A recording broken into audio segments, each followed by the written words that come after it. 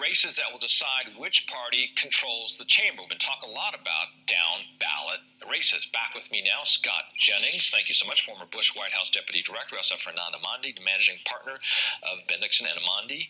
Thank you both for being here today. And I want to start with this, because we started the hour, and you were both spirited about this.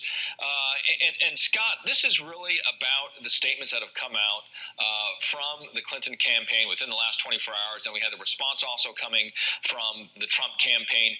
And I guess what we're really seeing is just a shift of energy as we get closer to that election date. What does it tell you in terms of how critical the next 59 days are and where we're at today? Well, look, I mean, we're inside the window now where things really matter because people are making up their minds. You know, you get down towards the end of this month when we get to the first debate.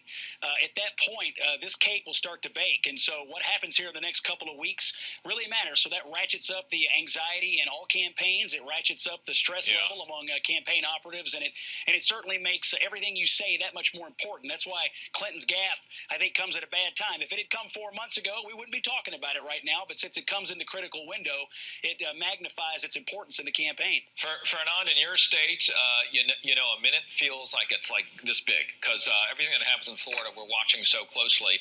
Your reaction to the question I just asked? Well, look, I mean, there's no question that in this final sprint in these last less than 60 days, you're going to see the pressure mount. I take a little bit of exception with what Scott says because at least the polls indicate that right now the cake really is baked. It's just a question of whether it's going to be burnt and crisped at the edges because right now most polls suggest that the vast majority of voters and Americans that are going to be participating in this election are decided for one side or the other. And those polls continue to show Hillary Clinton in a lead, albeit a tightening lead. But I still continue to think that the most evocative event still left that could change the polls in either direction and maybe have that down ballot effect that we're not seeing are the presidential debates, Richard, which start on September 26th. That's right, the Super Bowl of politics, right? And that's going to be that first debate that we are watching for, or at least one of the Super Bowls. So, Fernand, we'll stay on you since it's your state, and I was alluding to that, and I had a bunch of Senate races that are up. Marco Rubio specifically, polling ahead of Democrat Patrick Murphy, the Miami Herald writing, quote, even after months of campaigning, many likely voters still don't know who Murphy is or don't have an opinion of him. Secretary Clinton has endorsed him, at least in the numbers that I just showed, not helping as of yet. Yeah, Patrick Murphy has a real problem, and it just shows the power of incumbency because Marco Rubio is actually running well ahead of where Hillary Clinton is. The state is virtually tied, but Marco Rubio with a almost 7-8 point lead in some cases. And Patrick Murphy's problem, quite simply, is he's unknown to a majority of the voters in the state. I don't think he can beat Marco Rubio. I think Hillary Clinton can, so he's going to have to get past that election on her coattails. If he doesn't, I think Marco Rubio is going to be reelected. Let's move now to Rob Portman, Scott, running well ahead of Ted Strickland. The Trump campaign telling NBC News yesterday that Portman's appeal to traditional Republican voters is actually helping Trump's numbers in the state. Yeah, I think Rob Portman's running the best Senate race of the cycle. The Democrats have all been pulled out of Ohio. We've had the Democrat Senate Committee and their outside groups pulling ads down. Ted Strickland, I think, may be running out of money.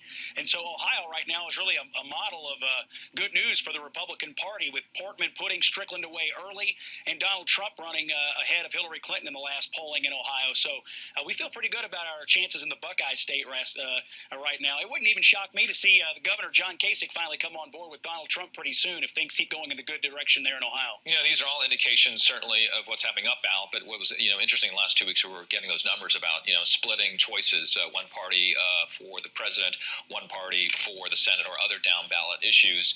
And as a start to both camps here, try to get out surrogates, some having more than others. Elizabeth Warren, for instance, out there campaigning for Katie McGinty this week, and President Obama, he's headed to Philadelphia next week. When you look at this, Fernand, can Toomey hold off that wave of Democratic support? Because as you bring out, if you will, the star after star of the Democratic Party. Well, I look back to 2 cycles where we saw massive waves happen, Richard. You look at the 2006 cycle, which was, of course, off election, but a lot of these races didn't really tip over until the final weeks of the campaign. I'm talking in the last 2 weeks. 2008, a presidential year, you saw the same dynamic take place. So yes, I think if Hillary Clinton wins by 5 or 6, 7 points in Pennsylvania, it may be enough to knock Patrick Toomey over. And that's why I said in some of these cases, head-to-head, the Democratic Senate candidate might not beat the Republican senator, but Hillary Clinton can with her coattail effect. Scott, 15 seconds to you.